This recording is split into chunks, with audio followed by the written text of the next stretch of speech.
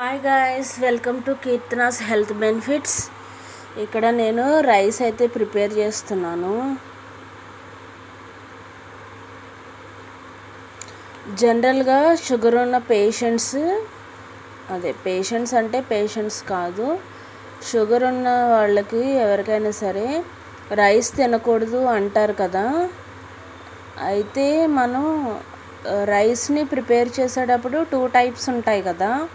ఒకటి గంజిని వార్చేస్తాము, రెండవది ఎగరబెట్టేస్తాము.